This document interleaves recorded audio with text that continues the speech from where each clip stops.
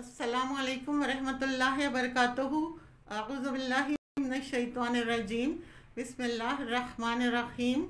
Rabbi इश्रह ली सदरी व यस्सिर ली अमरी वहलुल उक़दतम मिन लिसानी यफ़क़हू क़ौली।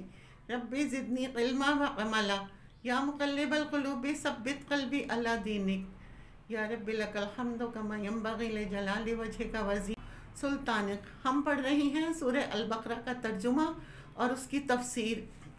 आज की आयत नंबर 37 और 38 उसका तर्जुमा और उसकी तफसीर पढ़ेंगे। फ़तल्लक़ा आदमो मिन रब्बिही कलिमातिन, फिर सीख लिए आदम ने अपने रब से कलमात।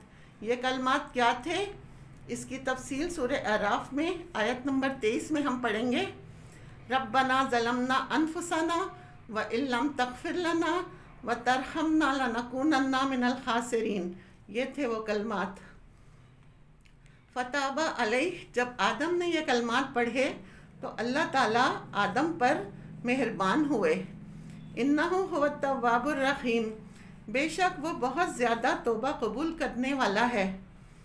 और रहीम, बहुत बहुत रहम फरमाने वाला है। इस आयत से हमें अल्लाह सुब्हानहू व तआला की रहमत का पता चलता है कि वो किस तरह तौबा की तौफीक भी देता है, तौबा करने का तरीक़ा भी सिखाता है, उसके लिए कलमात भी सिखाता है।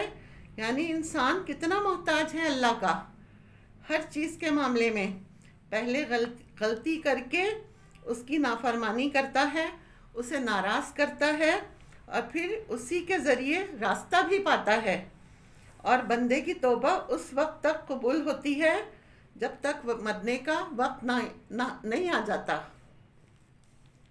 लेकिन अब क्या हुआ, क्योंकि ज़मीन के लिए इंसान को पैदा किया गया था, उसे ज़मीन में भेजा जा रहा है।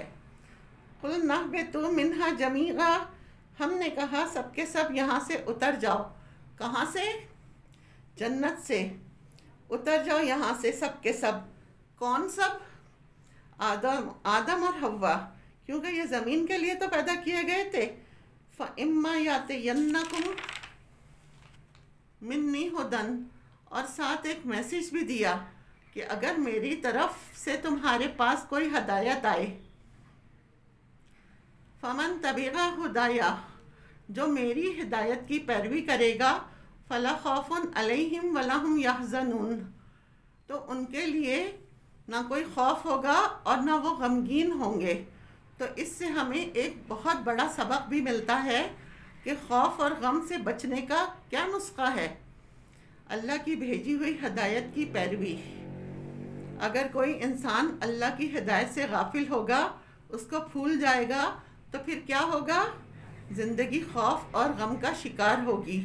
और अगर दुनिया में अगर इंसान ने किसी तरह अपने आप को बहला भी लिया तो आखिरत में वो खौफ से ना बच सकेगा और फिर वहाँ वो हमेशा का पछतावा होगा।